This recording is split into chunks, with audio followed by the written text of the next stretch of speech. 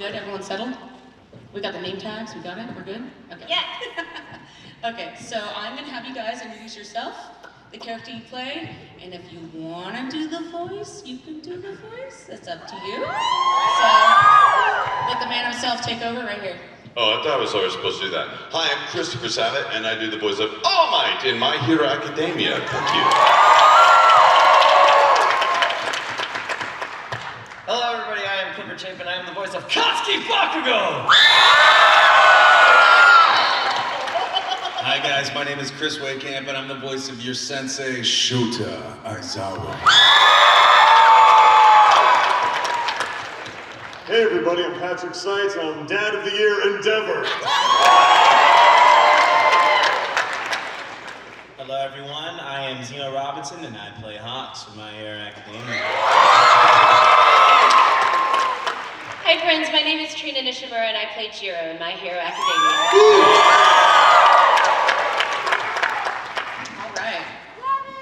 Okay, so this is a Q&A panel, so we're going to do a couple warm-up questions, and then we're going to let you guys line up and take over. One more person, look at me! Oh my God! That's so weird. It wasn't on my schedule. Says it. So all you missed, babe, is that we all introduced ourselves so far, but you just have to introduce yourself and say who you play in the show.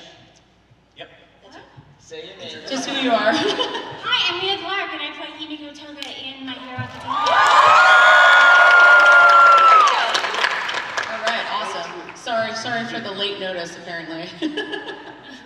So we're going to do a couple warm-up questions, then we're going to do the Q&A, give you guys time to ask your questions, do whatever you want. So, well, not whatever you want. I take that back. Okay, no. Behave, everyone here. So, maybe a cliche question, but we're going to switch it up a little bit. So, in the show, what is your favorite moment, but that's not your character, somebody else's character, if anything sticks out to you? I mean, are there any other good moments? You can say yourself too if you want. I've been crying such ugly tears in this last season, and oh my gosh, Leah, the work you did this season is so freaking good. Oh my gosh. The Toga and Ochako scene is just like, oh, painful. That means so much to me, thank you. For me, I'll also pick from this season. It was Seitz's work in the most recent episode for the Todoroki family. Seitz totally brought me to tears watching that episode, so that's probably going to be my moment for now. I really liked Deku's Dark Deku arc, where he went up against his whole class, and he came to his senses. They kicked his butt until he finally came to his senses. That was amazing. I also really like the Todoroki, arc discovery situation, but I also was really moved the first time I watched My Hero, not really expecting, it to be as, my hero-ish as it is. And I was really touched by, actually All Might's, other side. That whole moment and the whole you can be a hero thing, I think because I didn't expect it to be like that moving, was like, oh wow, it just stuck with me. So yeah, what's your faves? I think for me, it sounds like a bit of a cop-out. I'm an emotional, sappy guy, so all of the emotional beats that people have been mentioning already have been messing me up majorly to watch. Especially your stuff. Like, I feel like I just got done crying for my own scenes. I'm like, okay, let's watch some show and now the emotionally damaged. And then bam, it's you guys just emotionally damaging me. But to veer away from the emotional damage and the heartfelt stuff, random answer, I really like, and maybe it's just me being stupid, I really like the stuff with Gentle Criminal and La Brava. There's so, there's an emotional depth there, especially the redemption they get to go through, but also, they just want to have fun and wear outfits and do the thing, and it feels like they were heading to a Ren fair, but instead they fell into crime. I hope those kids make it. I love that. For me, I would probably say, Cliff, your work this season, especially you had a big Bakugo scene this season, and I went into the show not liking and thinking I would never like Bakugo as a character, and I can hear the nuance in your performance of his growth, and I thought that was I was furious because I was so impressed.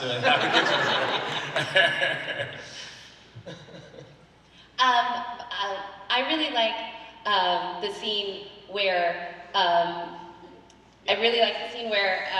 Mineta is peeping on some girls and I poke his eye out. Yeah, because I love Trina and her voice for Mineta is so funny. It's a funny voice. Way to bring us back to levity, I'm doing my best, man. I'm doing my best. I'm doing my best. Sorry.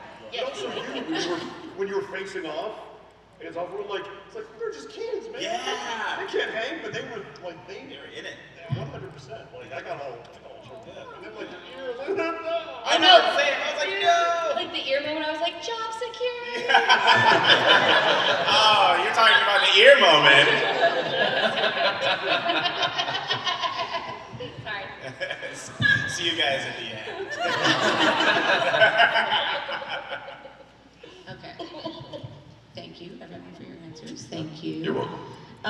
So, what is something in your life that you have gone beyond plus ultra for? Something that you really strive for, whether in your career or just in your normal, everyday life?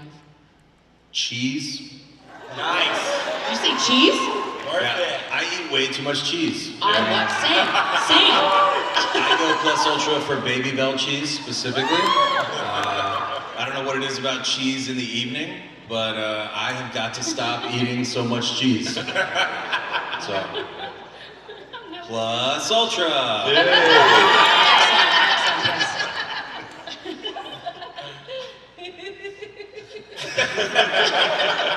How do you come back from cheese? Hey, you can't beat cheese. You really can't. Well, if it's spreadable, you could. Do you have a favorite cheese? I mean, just cheese. That's the problem. Any It's just, yeah, it's just cheese. That is the You problem. can't even tell them apart. I don't care what kind of I'm not very discerning at this point. Yeah, it's just like after about 9 p.m. I find myself in the fridge just like, what is the cheese situation? It's time to go plus ultra on it. Pretty good. That's a little too relatable for me. Sam. Anyone else? I'm just gonna tell you all. Just cheese all across the board? I'm gonna Everybody's tell you- cheese. SMK with cheese. I'm gonna tell you all right now that Trina Nishimura is probably the most plus ultra person I know.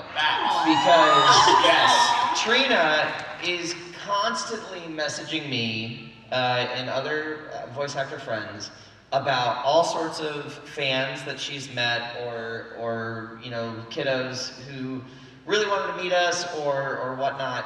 Not too long ago, she reached out to me about a fan who was a big fan of Attack on Titan, he was going through leukemia treatment, wasn't he, Trina?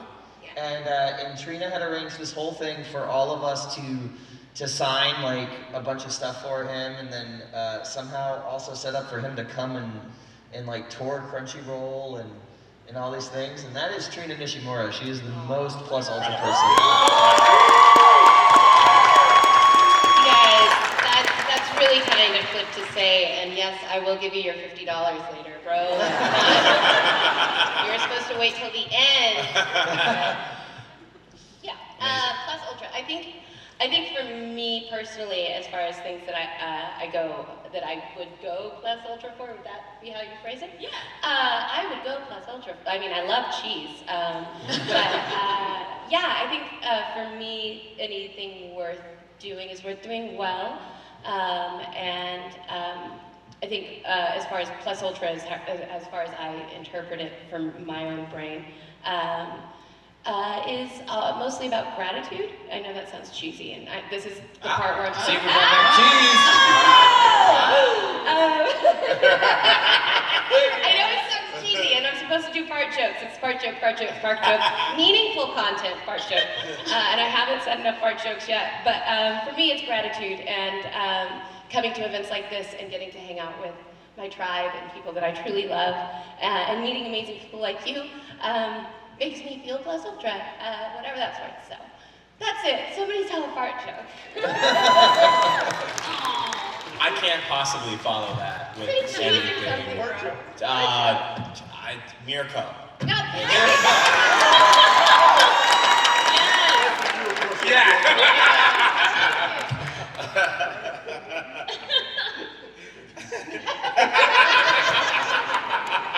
You didn't hear it, but he just farted. I mean, I think for me, gratitude is that, one day you wake up and you do the math and you're like, oh man, I've been doing this a hot minute or year or decade or a couple decades. People coming up and telling me like, oh, you're the voice of my childhood. It goes from being figurative or hyperbolic to being literal. And you're like, oh, and I'm still here and I still get to do the thing. So for me, I mean, it makes it sound like it's like an amazing performance every time I open my mouth, but you want to be just grateful that you still get to do this and do it again and do it again and do it again and learn something new and go through something new as a character. So I'm big on gratitude. I'm really big on gratitude. Fart joke. Fart joke. Fart joke. Fart joke and cheese, that's it. It's the whole panel. I'd say the time I go plus ultra anytime I need to do something that's actually important. Because that's what my ADHD does. It's like if I need to finish doing something for work, I'll put that aside and go plus ultra on literally anything else. It's like anything. I had so much to do before I left for this trip, and my brother had asked me to send something to a friend of his daughter or something like that he worked with, and I should have been able to finish it, but I went so far over the top, making the box look like it actually came from UA High School, like putting the return address as like the faculty department and like making the stamp and putting it all over the side. It was way too much work. And I didn't get anything done, so. I felt that in my soul, because I have ADHD too, and that is how mine works. I think anybody who's ever professionally messaged me can attest to that. As I know, that's why you're laughing. Because, unreachable sometimes. I'm never going to hear back from you. Right. Please, you have to go, you have to tweet me like, I emailed you, can you please answer? I'm trying to give you money.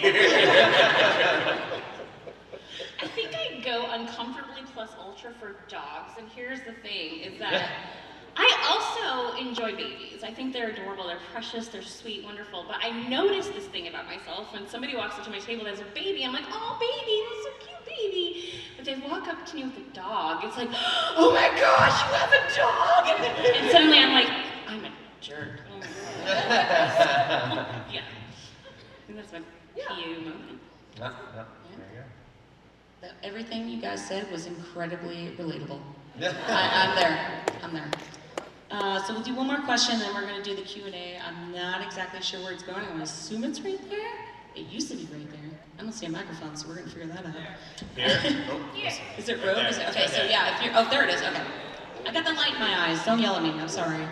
Hey, and if there's there happens to be a sound person over there, if they could turn up the monitors, because if these questions are just as quiet as the rest of my colleagues, I won't be able to hear them. So if there's anything on these stage monitors, put some sound in there, that'd be great. Please, thank you. So Thank you. We'll do one more Thank you. question. Sorry. All right. Is there anything you guys do specifically to get in the mindset of your character before you start recording lines? Because I know some are very extreme, Bakugo, very aggressive. Is there anything? That's my favorite, so. Chris, what do you do to get into character, man? Like, you really got to hype yourself up, right? Yeah. I just punch myself in the face really hard and knock myself out for a little while, and then when I come to, I'm ready to go. Nice. Don't you get to start sessions like an hour earlier, like to give you that time to come back to consciousness? Yeah, right. Yeah. That's right. Yeah. That's it. I don't know. Not really. No, the answer is not really. I feel like one of the cool things about voicing a character for this long is like, in fact, I don't know if they're here, but there was a family all dressed up in amazing cosplay as various members of the class that came by. I ran into them outside before I came in today, and she was like, "We're so excited to meet you," and the mom is dressed like Aizawa. Oh, I love them. I'm just walking around. And, Yeah, no, they just left. Where are they? I They're saw so them just walk well, out. they- There they are. Hey! Look at that. So she goes, you know, would you be able to do the voice? And I just like, boom, you know, because it's just right there. When you do it this long, you spend so much time with these characters that it kind of, like, I sort of talk to my kids in this voice now, a little bit, you know, almost unintentionally sometimes. So I guess for me, I don't really, it's just like an old familiar scarf that I'm putting on or something. See what I did there? I did see that. I love it. I yell at children. They're not mine, but I yell at them. That's how he does it. That's how he does it. And for me, like the music, like seriously, like the stuff, especially at the end of season 7, where stuff was getting heavy all around, like it would be me like driving to the session, listening to the soundtrack. Like I knew, you know, once I got there, we were going to get into character anyway. But knowing that, you know, time is always at a premium, as it always is for everything in life, forever. Just knowing that if I could, you know, pre-party my bad feelings a little bit on the way there, then I could hit the ground running. I like to get into Jiro's brain, I usually just listen to a lot of like music on the way to the studio. I'm a big fan of the Smiths. That's a good one that I feel like that's her vibe for sure. And then sometimes if I'm feeling sassy, maybe a little AC/DC. I don't know what's gonna happen. Yeah, that's not very exciting. What about you? I listen to Patrick. I go, hey, can you play Patrick? And then now I'm hot. So, yeah, it's usually what happens. Yeah, he's so good. I gotta step it up, man. Yeah, get me in there. Press record. Sabat, what do you do? Oh, were you talking to me? Yeah. What do So you do I to can't get? hear anything when you guys talk about that stuff. What do I do to get ready? It depends. I just try to talk to someone on the way to the studio. Have you guys ever had one of those mornings when you're like on the way to your first session and you're almost to the studio and you realize, I haven't talked to anyone today? So I try to do that. My mother thinks I just call her for fun, but I write it off for work. It's a tactic. I have to be really careful. You reminded me of something, Wehkamp. Like, I have to be really careful when I talk to my kids at all. I have to talk in the highest voice possible when I talk to them. Yeah. My youngest, it doesn't even matter what I say. If I'm like, hey, please just brush your teeth. She'll go like, Dad, that really scared me. Yeah. Like, I don't even know what to do anymore. Sometimes she'll go, can you just laugh after you say something serious? I'm not even kidding, she does. I was like, okay. What is your highest register? What? What is your highest register? It doesn't exist. He's like, this is my lowest voice, this is my highest voice. Yeah, that's it. See, I own the studio. I just call someone else to do the voice.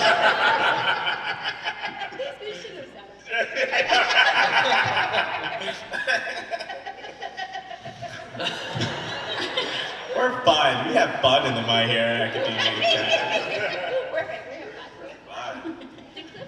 Did you answer, Cliff? Yeah, Did I answer? I thought cheese was the first answer. Wait, that was the first ever answer. Question. Sorry. We got sidetracked to cheese. I'm still thinking about the cheese. I just think about Justin Briner and it makes me angry. Especially this weekend. Like, just, God. No. But like Chris said, I mean, at this point, I don't have to really think about it. This Chris, not this Chris. This Chris said. I don't have to really think about it. Bakugo's been a part of my life for 8 years at this point. Like, you know, if I want to be Kazuki Bakugo, he's just there. Sometimes I used to do the Bakugo voice to make my kids laugh. Now they hear the Bakugo voice when I'm very angry at them. If they really, they don't care about it anymore. Like they still watch the show, but like they're not as entertained by me being Bakugo anymore. And so now they only hear that voice like if they've really messed up. So anyway. All right. Yeah. We're doing the Q&A now. Guys, all of you in the line. That's what you think. Just on a tangent. Everybody, please be respectful to our guests. Please don't ask anything weird. Please. Pretty open-ended there. Right. We watch several people get out of line. Everyone sits down. Don't be weird. Dang it. Oh man. All right. Go ahead, whoever is number one over there. Hi. How did you pick what voice to give your character when you first started out? That's an excellent question. Wehkamp? Thank you. Cheese. Well, I started voicing Aizawa in season 2 after another really awesome actor had to walk away from the role, unfortunately. Or fortunately for me. Alex Organ, really amazing actor, was Aizawa in the first season. And so when I came to it, I kind of had the advantage of knowing a little bit about the show, which is not always the case when you're just reading some sides. It's like you see a picture of a character and it's like, he is very angry, or whatever, that's all you've got to go on. But in this case, I sort of had a sense of Aizawa by the time I came to audition. And yeah, my takeaway was he was the Batman of this world. And so and I love Batman. Batman animated series is like my childhood. Every day in middle school, I was all about it. And so I was like, I'm just going to be Batman. But the problem is that Batman is a billionaire, and also he's real serious all the time. Batman doesn't joke around a lot, and he's not slouchy, and he doesn't take naps, I don't think. So I sort of had, I just thought about it as a sleepy Batman. And so it was I am vengeance, but it's I'm vengeance. It's just it's just a sort of a relaxed, sleepy Batman. Nonchalant Batman. Yeah. I think mine was, I was told, so my direction was she needs to be equal parts adorable and terrifying. And so, I don't know, whenever I think of scary characters, I just kind of think Gremlin. And so I figured as long as there was some level of weird texture in the voice, I felt like I could still pull off creepy. So it's even if I'm being adorable, I'm still kind of weird, So thanks. Thanks, friends. Patrick? We always have the advantage of being able to watch the Japanese and sort of, even if we're not aping that performance, we can still see what's going on with it. And I think with Endeavor, just seeing this slab of a man with his scowl and his fiery facial hair, and he's looking down, he's like, my kids aren't good enough. I didn't know where he was going to go over the course of the show, and he's had quite a journey, but at least right out of the gate, I'm like, oh, okay, yep. Stage dad, worst stage dad in the world, also they're superheroes. Also, he's really good at his job, but he really sucks at being a parent or a person. Yep. There's a surprising lack of worry about it for stress for 3 hours before deciding the voice happening here. Because that's what I did.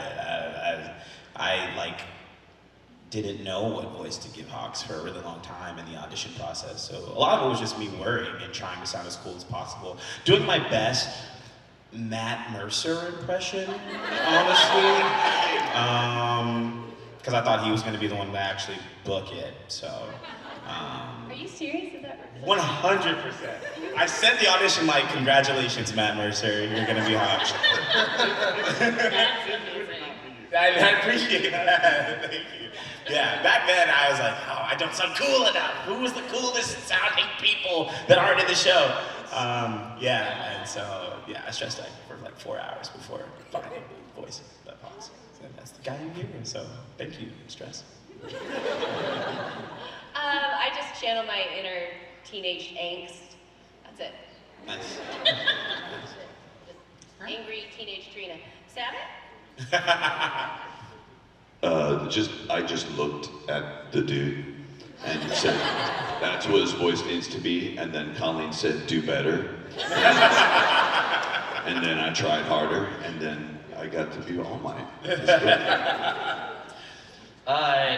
My audition for Bakugo back in the day, you know, I had seen the first episode, so I was like, okay, I kind of know what he sounds like, so I'll just sort of swing in that ballpark. But I was also very much convinced that Deku was going to be cast to Justin Briner.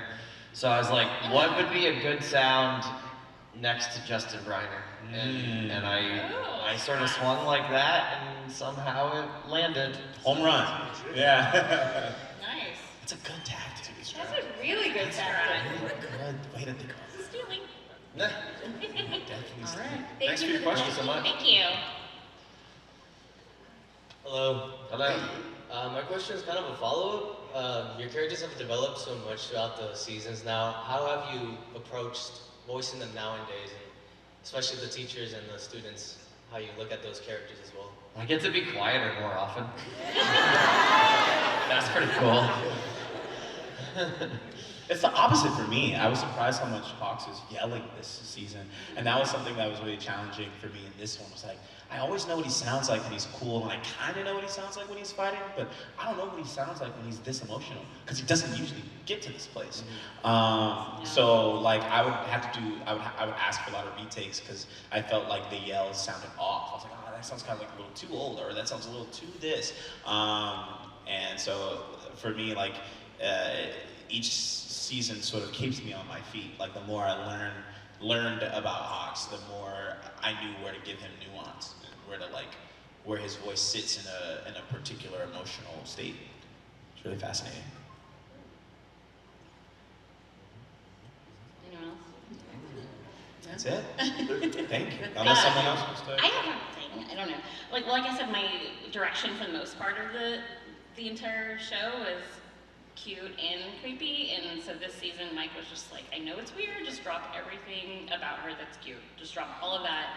She's got no hope anymore. There's no reason to be at all giddy about anything. I'm not even on the inside. So just take that out. All anger, all angst, all of it. So that was weird. That was so weird as Toga, but so right. I will say it's interesting to be in a show for this long that takes place over one freshman year. Wonder what's gonna happen next year. It's a little interesting because like literally so much has happened and we're all still the same. You know what I mean? Like, so it's, yeah, stuff changes and they grow, but it's the freshman year. It's still freshman year. I would like to point out, though, that there is a moment where Bakugo mentions we can't even move on to the next grade right now because of this issue that's going on with the villains. So they actually are supposed to be going into their second year, but everybody has halted progressing into the next grades. So it's a little bit longer than one freshman year, but it's a prolonged freshman year. So. In point of fact, I just wanted to point out that just so that you know, Mr. Wehkamp, that is incorrect. You're welcome. Trina, your impression of me is really good. I love you so much. I really do. Can you just say stupid Deku for me? I'm sorry? Can you say stupid Deku in that voice? You're a stupid Deku. Oh, yeah. What was that? Is that Bakugo? That was your... It's like I'm hearing another me. That's awesome. You remember when I talked about Trina being very plus ultra? I take it all back. Of course. It's all part of my plan, so I don't have to pay you the 50. Moving on. All right, thank you. Thank you so much. Yeah, Thank you. I don't know what that was. I don't know. You did a good stitch. Hi. Hello. My question is for Clifford. Hi. Hi. Me or the fake one? When starting voice acting for Bakugo, did you believe this character would go through such a big transformation from being such a bully to realizing his own weaknesses? I had hoped that he would. Just being familiar with the shonen anime sort of structure, the rival character kind of exists for the sake of being humbled. So I sort of lived with the dream that I was like, eventually, I won't be the character that told another character to kill themselves. Yeah. So I had hope that we'd get here.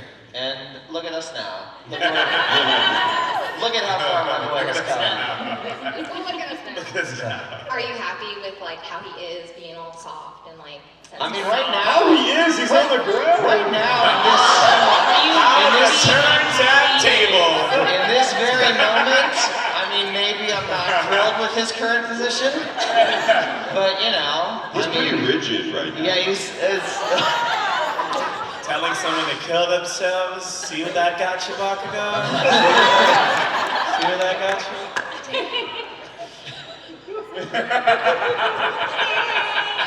this development that just happened right now is awesome. So yeah. No, I mean I've loved portraying all of the growth for him. I mean, it's really honestly like an actor's dream to get to play a character that is not a static one note, you know, and to get to tell stories like that and they evolve and move forward. That is one of the best things about the job that we get to do. That's wonderful. Thank you so much. Thank you. He's so cold right He's now. really cold. Yeah. If you want, If we want. in your guys' character, if they were quirkless, what job would they have besides a hero or a villain? Blood drive. Am I allowed to answer this question? Too soon. Spoilers.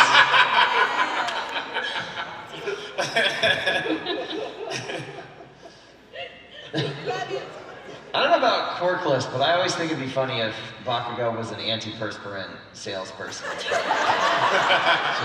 you know, he was like the Old Spice guy, you know? That'd be good. I'm on a horse! Look at you, now look at me. Now look at me! Ladies, look at your man. Now look at me. Now look at to me. I need that actually. That'd be hilarious.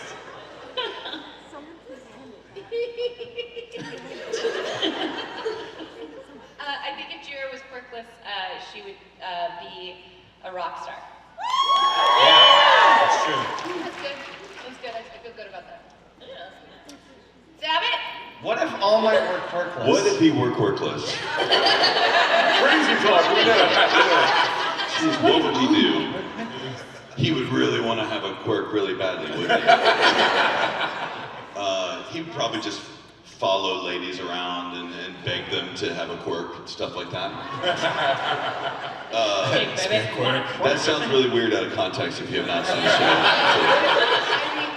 Even knowing what you meant, I was like, dude. Yeah, sorry, Patrick. You'll get there. I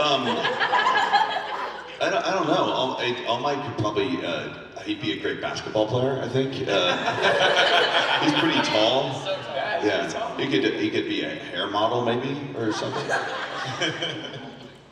He could go into like little skinny places and get things out that people have dropped. Yes. I don't know if that's a job, but more of a vocation. It's a hobby. Yeah. I think Endeavor would be, if we're going for the ironic, he'd be a firefighter, like putting out fires.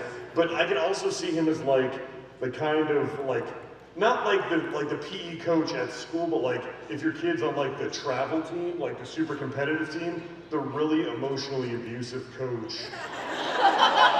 Who then maybe makes you not like that sport anymore because they're all about winning and not about the humanity.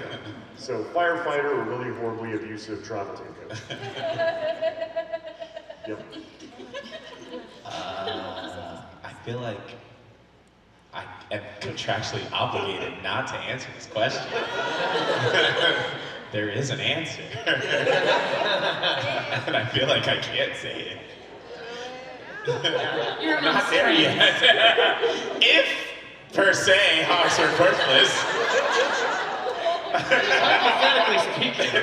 Hypothetically. Who would? Preposterous thought, really. Yeah, there's an answer. You would probably. Oh my god, he'd be that dude running around shirtless with a sword where you're like, what are you about? Yeah, talk about back in my day. I used to be a hero. There's a real answer. I can't say it. There's an actual answer, and I don't. It's want okay. The question started with if you want to. If I wanted to, So- and I contractually can't. You work in a pet store. Yes. A pet store. You wouldn't be a vet or anything like that. Like just work at the pet store. And here's your gerbil, ma'am. Have a good one. Check out the birds. Check out the birds. They're great. Yeah.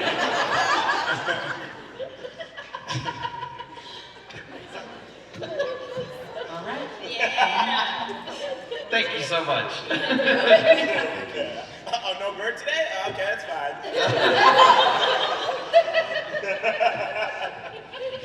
Hi. Hello. This for Leah.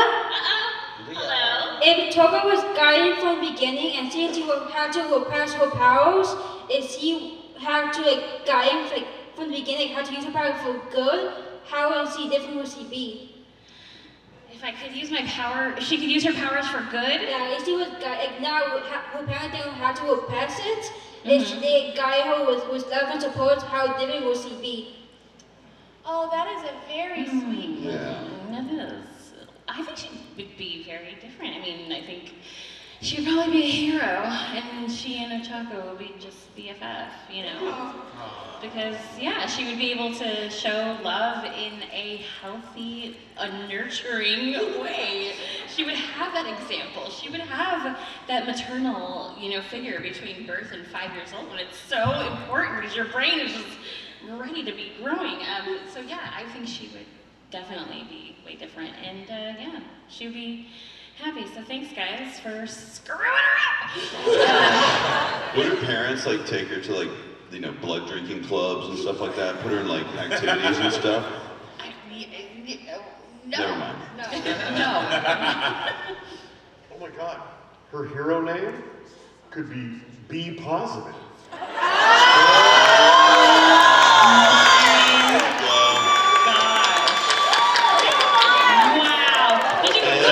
You just dropped like that gold. This is Thank you, everybody. We had a great time over there. That was great. Thank you for swipes, everybody. Thank you, Anna Pasadena. Thank you. Hi, I'm curious if your character's backstory were to take a dark turn and you turned villain, what would that turn be and what do you think would get you arrested? Yeah.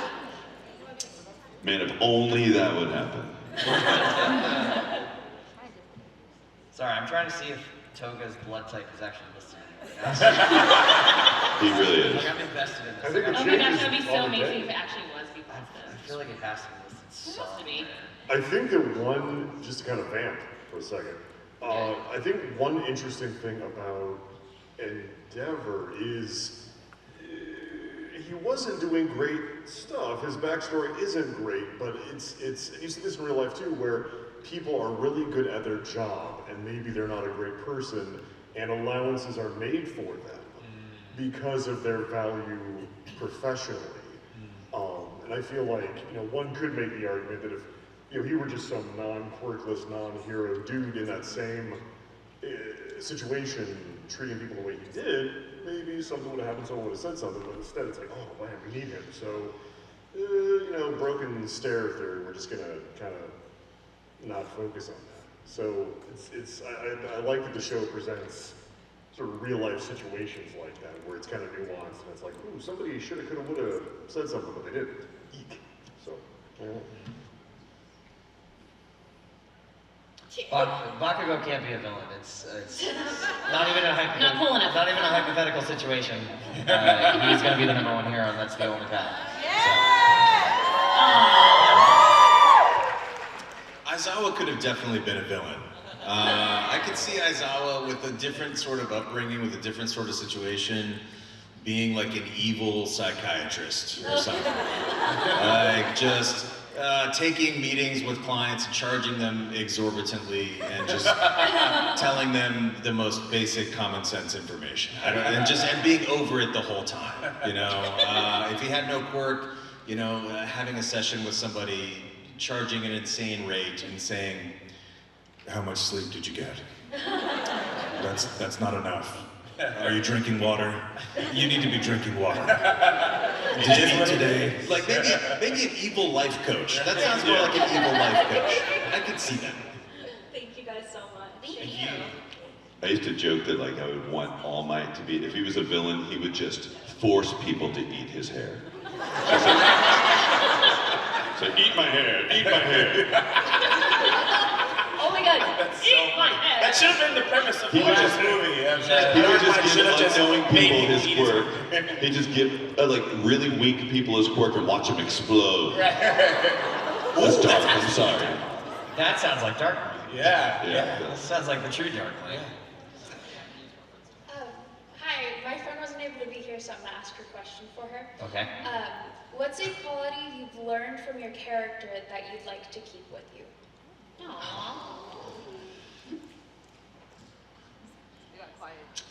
Wearing scarves in all weather, I guess. I mean, it's like 100 degrees outside. It's like, I'm wearing a scarf. That's a commitment to fashion I do not have. So I wish I had that, I guess.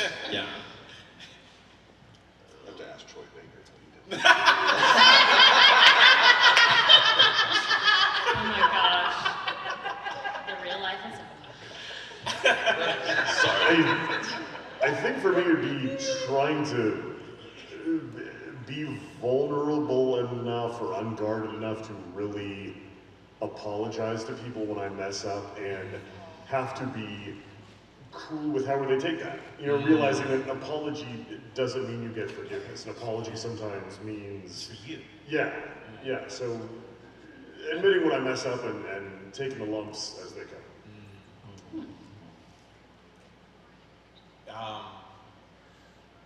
Don't be a traitor. Don't be a traitor. Just saying. Don't stab your friends in the back. Literally or figuratively? Both.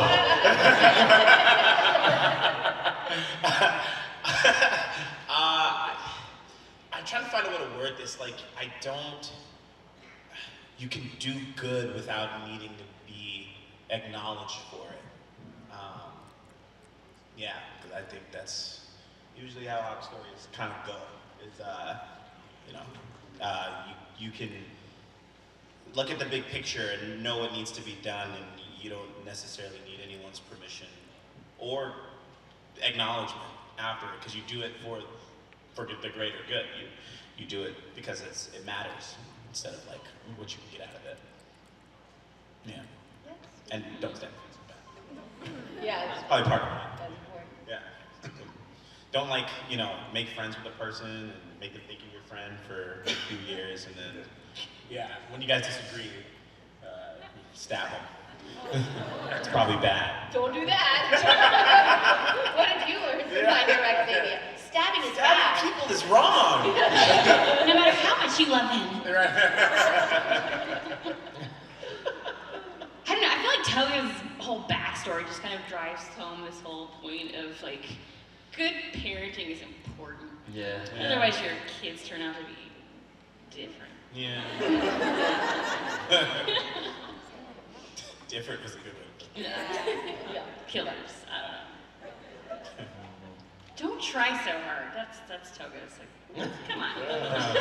It's all right. It's gonna be all right. Awesome, thank you.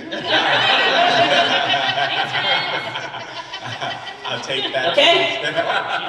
Take that 40 seconds of silence as.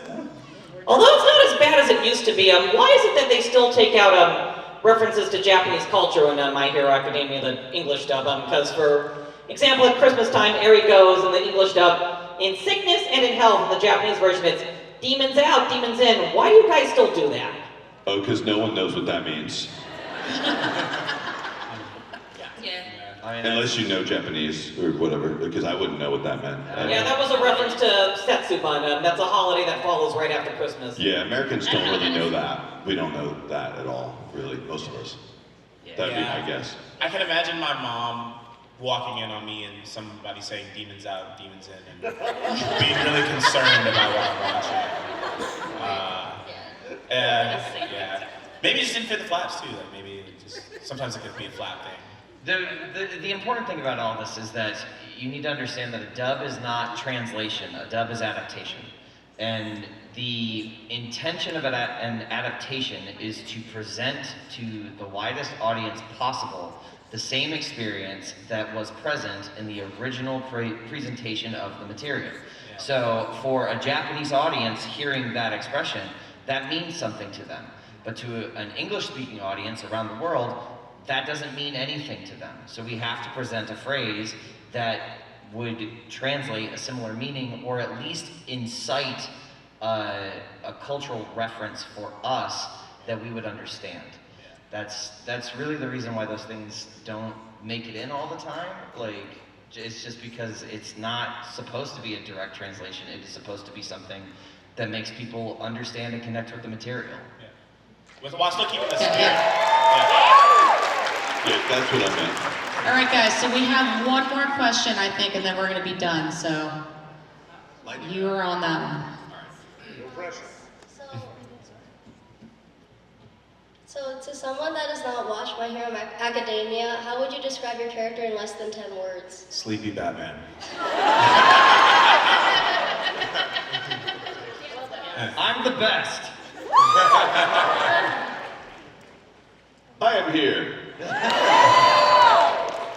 Dumber cheerleader. I don't know. That's what she reminds me of. Good at fire, bad at dabbing.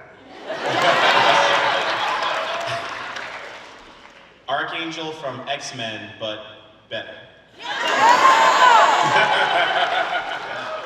Yeah. I have an answer, and it's a good one. So good. It's so good. Closing us out, Trina. You're closing us out. No pressure. You got this. Somebody else answer. No. You know, I think we have time for another question. No, we don't. No. That's 3:35. You know. I have an answer, and it is I am who I am. That's cool with me. Yeah. Biblical. Same as Popeye. You're God. What? All right, guys, so that is going to be the end of our panel. Oh, thank you so much for being here and answering the questions and being good sports. If you want to introduce or plug anything or anything else you want to say while you're up here? I am contractually obligated to plug something right now. My contract is called a marriage agreement. If you go and see my wife, Kristen McGuire, at her table, she can draw you as an anime character. Doesn't that sound awesome? It's sort of like getting a caricature made on the boardwalk, except you will like it at the end. And she's really, really good. Yeah. It's really fun. She's done me before, and it was a good time. She drew Trina. She drew Trina. She drew me. She drew me. Wow. Wait, guys, she drew me. And I'm gonna go. Trina, how did you make that happen? Did you do the impression of me, or like? She drew me as an anime character. It was cute. It was a good time. I enjoyed myself. I'll be at my table. Thank you all for coming. Thank you. All right,